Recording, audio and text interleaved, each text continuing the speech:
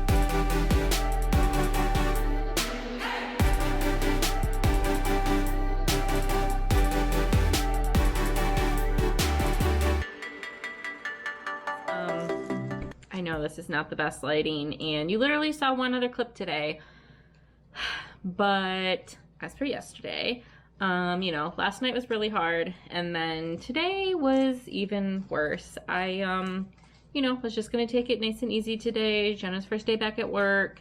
You know, I didn't take any hours of work today, and then I got a message from our fertility clinic, which I have not been there since October. That's when we had our egg retrieval, and we weren't really thinking about anything until potentially, you know, if we want to have a baby, and I thought that was the end of that.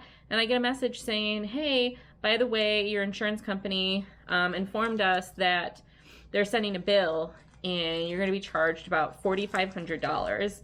Now, back when we did our second round of IVF with that egg retrieval, I remember them telling me, because we have a certain lifetime max amount with the insurance coverage that we had, and I knew that we were going to hit over that.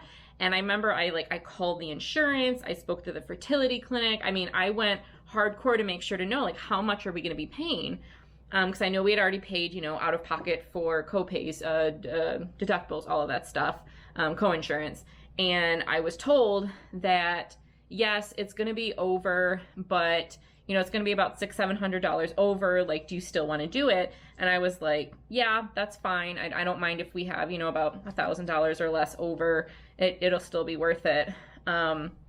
Because I would say in total with deductibles, co-insurance, you know, that amount we probably ended up paying would be about $5,000, which, you know, for 2 rounds of IVF, that's nothing. So I was like, okay, great, we will do it because that's how much. And so then I got that message and I was like, what in the blankety blank? And I tried to call the fertility clinic to speak to the person who sent it to me, and of course she wasn't available. So, you know, it said in there anyways, call your insurance. So then I called the insurance, and they were like, yeah, well, first of all, they're like, your lifetime max has now doubled, but you don't get that other, it was $30,000 before, and now they're saying it's $60,000, but that $60,000 lifetime max doesn't backdate. Like, so I'm like, how is it a lifetime if it's calendar? Anyways, so long story short, they're telling me my bill might be around $8,000. I was like, excuse, like, I mean, I was sobbing all morning long, sobbing. Just, I felt so bad for the woman on the phone. She doesn't understand. I told her what I was told. I was like, we would not have done a second round of IVF and an egg retrieval if we were going to have a $4,000 bill, almost $5,000 bill alone, because we don't have that, and it wouldn't have been worth it to us because this was like a safety net round. You know, $1,600, $700 like they told me, sure, that would make it worth it. Not $4,500 to potentially $8,000, $9,000. No, that's like an entire round of IVF out of pocket, cheaply. So anyways, the insurance person's like, I'm going to talk to the claim, see what's going on. And then I was just about to go up to tell Jenna what was going on. And then the fertility person called and I told her what was going on. Like, I was told this is the only reason we did this. If somebody, like, well, you know, maybe they didn't include like medication costs. And I'm like, if they didn't tell me that's what it was, that's their fault, not mine. I only agreed to do this round because I was told this is how much it was going to be. I wouldn't have done it otherwise. So all day long, sobbing, hot mess. I had a really horrible day, and that's why I didn't film anything after the cleanup shot that you saw. So yeah, that was my day. It was horrible. My eyes literally hurt from crying so much today. And then I just had some other things happen that just peeved me. So I don't want to deal with people today. It's just not a good day. So I'm hoping tomorrow will be better. And I'm just going to take this. I'm going to go upstairs.